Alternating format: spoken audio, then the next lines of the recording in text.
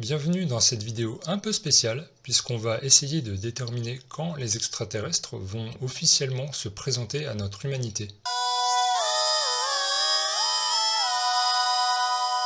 En effet, dans le milieu du New Age, tout le monde en parle, et ce serait pour bientôt. Pour cela, je vais faire 3 tirages d'oracle un peu spéciaux, pour savoir quand cela va se passer, à quoi ils vont ressembler, et le plus important, quelles seront leurs intentions. Je ne vais pas utiliser un tarot classique, celui-là je l'utilise pour moi quand j'ai besoin d'un conseil. Donc avec ce premier tirage, je vais demander à quoi ils vont ressembler. J'ai sélectionné les types d'extraterrestres les plus souvent décrits, aussi bien à travers des témoignages d'abduction que par ceux qui affirment avoir des témoignages réguliers, que ce soit physiques ou télépathiques. Voici donc les espèces en lice. Donc les gris, qu'on connaît bien à travers les témoignages d'abduction, possiblement dans le but de progressivement modifier l'ADN de l'humanité, mais c'est pas clair. Ce serait un peu étonnant qu'ils s'officialisent, puisqu'ils ont plutôt l'air de faire leurs affaires en douce. Jusqu'ici, les Anunnaki, ils seraient venus dans l'Antiquité nous apporter leur savoir. En fait, ce seraient même eux qui auraient créé l'homme il y a longtemps. Est-ce que c'est eux qui reviendraient pour nous donner une fessée? Les Urma félins. Ils seraient très puissants. On dit qu'ils en auraient assez de la souffrance endurée par les humains. Car oui, ils nous aiment bien. Et auraient ordonné à la Confédération Galactique de supprimer tous les dispositifs nous maintenant dans l'ignorance et l'esclavage. Sinon, ils vont se fâcher. C'est ce qui se dit en tout cas dans le milieu New Age. Les Pléiadiens, d'un très haut niveau de conscience, les Pléiadiens seraient déjà sur Terre afin d'aider l'humanité à progresser et à nous préparer à l'âge d'or de la transformation. Ouais, ce serait pas mal non plus. Les Arcturiens seraient l'espèce la plus évoluée de notre galaxie. Ils en seraient les gardiens et aideraient les humains à passer dans la prochaine dimension. Les reptiliens, certains cas d'abduction les mentionnent, se mêlant parfois au gris. Ce serait aussi étonnant qu'ils se révèlent officiellement, puisqu'ils sont censés agir en douce à travers Emmanuel Macron. Les humites, qui auraient quelques émissaires présents sur Terre, nous envoyant des courriers pour nous donner un coup de pouce dans le domaine de la science. Le chercheur Jean-Pierre Petit affirme avoir été inspiré par ces courriers pour ses propres travaux. J'ai aussi prévu une carte qui signifierait que ce n'est aucun de cela. Peut-être une autre espèce qui n'a jamais été citée nulle part. Si comme moi vous n'avez pas de carte imprimée représentant les différents extraterrestres, voici une méthode qui permet de tirer les cartes de n'importe quoi. Vous associez sur un écran un extraterrestre à une carte d'un jeu classique et vous tirez parmi ces cartes-là.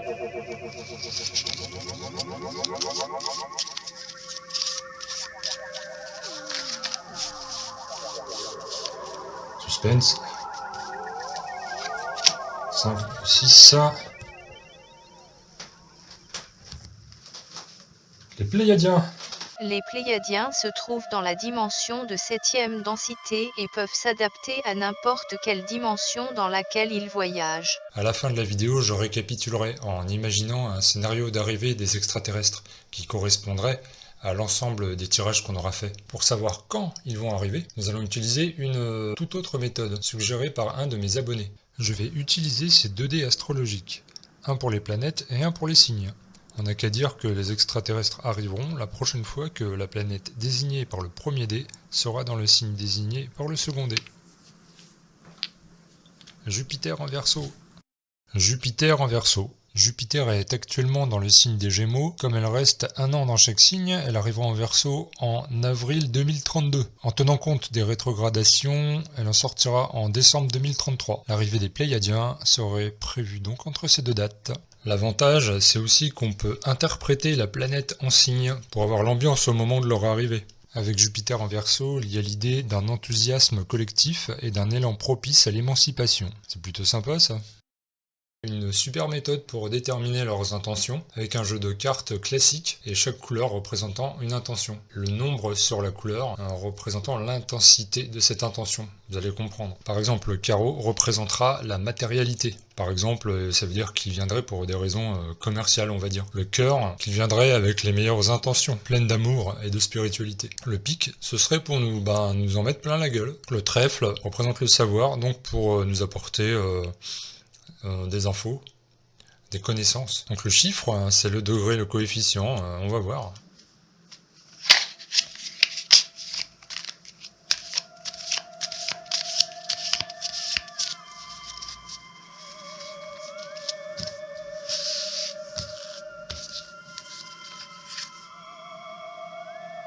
Donc le carreau parle de ce qui est matériel.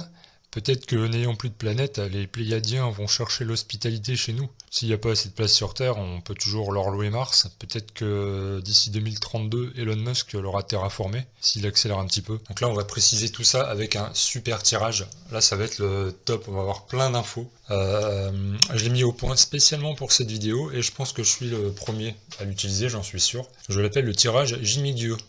C'est lui.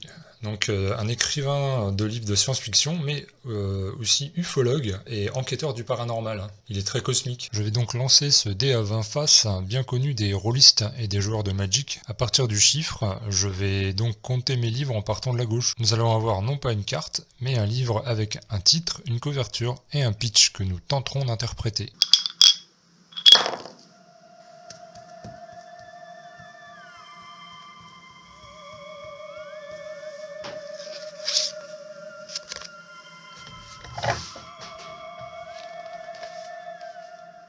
Les cristaux de Capella. Ça résonne bien avec le carreau qu'on a tiré tout à l'heure, qui en anglais se dit diamond, qui veut dire diamant. Et un diamant, c'est la cristallisation du carbone, donc un cristal. On va lire le pitch. Les membres de la seconde expédition sur Capella 4 se réveillent un matin avec de mystérieux cristaux luminescents fixés à 1 cm de leur front. Ils partent explorer l'étrange planète pour tenter de trouver une explication. Peu à peu, ils sont isolés dans des villes mortes, dévorées par la jungle, et ils découvrent sur le sol des traces fraîches de pieds gigantesques et griffus, semblables à ceux d'une espèce disparue. Une espèce de monstre terrifiant dont la présence diffuse commence à se faire sentir. Pour moi, c'est positif. L'évocation de monstres diffus, ça parle peut-être des reptiliens présents sur Terre, qui seraient probablement pas très contents de voir débarquer les Pléiadiens. Avril 2032, arrivée des Pléiadiens sur Terre. Leur planète ayant soudainement disparu, nous leur offrions l'hospitalité. Pour nous remercier, les frères de l'espace nous firent cadeau des cristaux de Capella, permettant l'ouverture de notre troisième œil. Nous accédions ainsi au discernement. Nous pûmes alors démasquer les reptiliens déjà présents sur Terre depuis des millénaires et les envoyer sur Pluton en attendant qu'ils deviennent fréquentables. L'humanité allait enfin pouvoir accéder à la pleine conscience. Bonne journée à tous.